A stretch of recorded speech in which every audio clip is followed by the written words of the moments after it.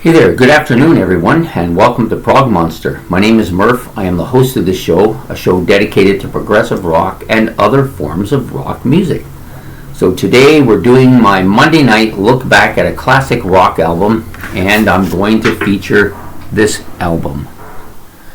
Wonder if you can see it. Can you see it there? Actually, maybe over here might be better.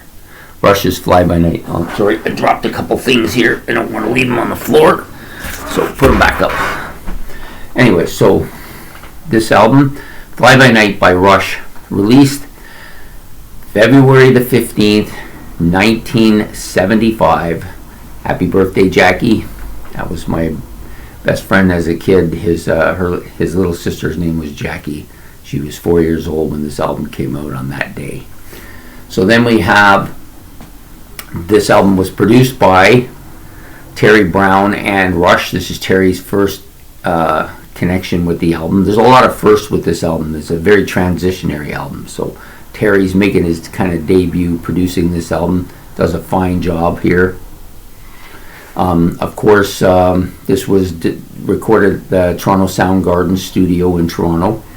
About 38 minutes in length, and on the Anthem label here in Canada, Mercury label in the States. Great album. I actually thought that I had done this video. I was trying to figure out where to hold this thing.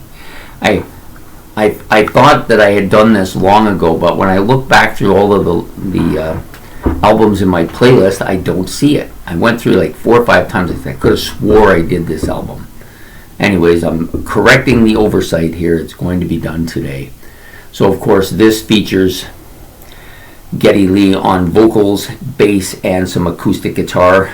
It also features Alex Lifeson on 6 12-string electric and acoustic guitars. It also features Neil Peart on his first Rush album. This is his debut, on drums and percussion, and wrote quite a bit of the lyrics here, became the primary lyricist, although there was a couple of tracks left over from the first tour with their debut album that didn't get put on the debut album, so they ended up on this album. So this is I love the album cover. First of all, this is probably my second favorite Rush album. It was the first Rush album I ever listened to in its entirety. I took it out from the library on vinyl, and I had it for 3 weeks, and I played it a couple times. And even though I kind of liked it, I found it very different from what I was used to. So I just didn't play it again for a while anyways, but it did open the door for Rush for me. Mostly the main opening of the door, because I had seen them on a rock, and I'm gonna say it was one of the late night shows, or it was an afternoon show, I can't remember. Anyways, they played A Farewell to Kings and Closer to the Heart, which was my first 2 Rush songs to listen to, but this was the first entire album I listened to. So this is a very good transitional album.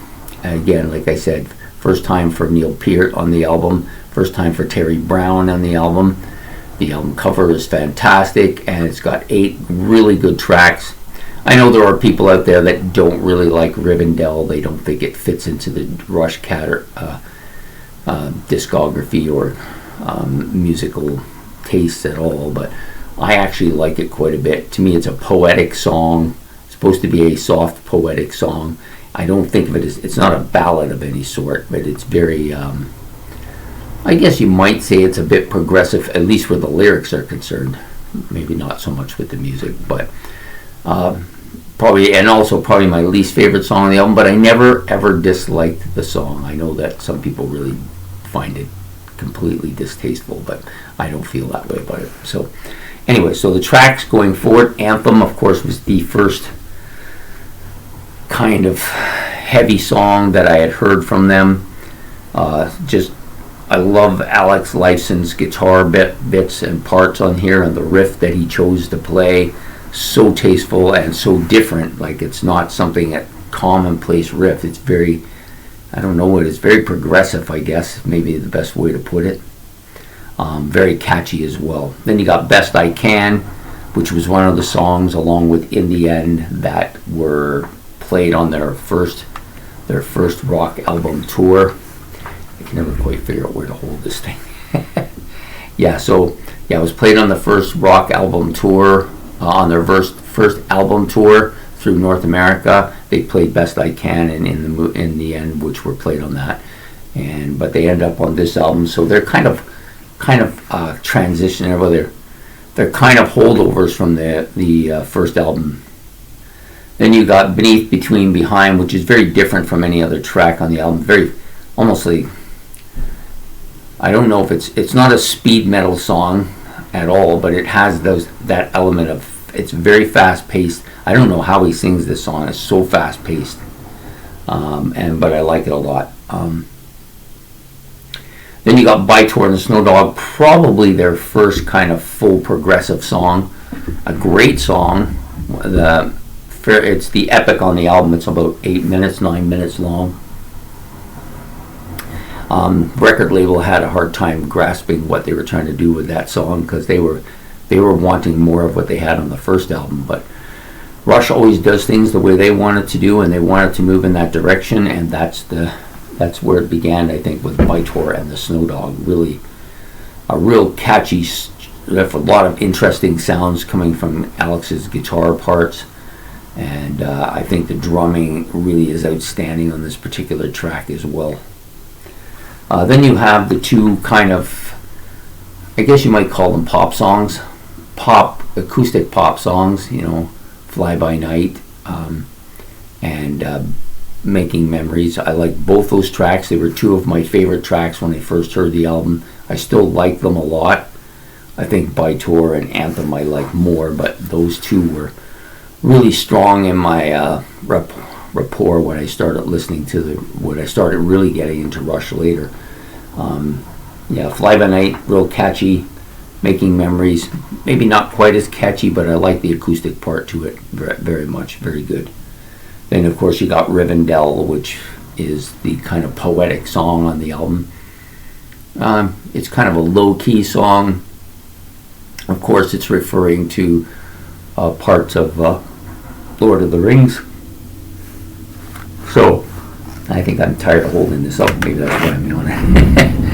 and then of course it ends up with In the End, which is another fairly lengthy track on the album, but real kind of heavy. It's kind of more melodic than say Beneath, Between, Behind, and Best I Can, which are more sped up hard rock songs, whereas In the End is more of a grinding kind of Led Zeppelin-ish type of tune, which meant that it would have fit in very well on the first album as well.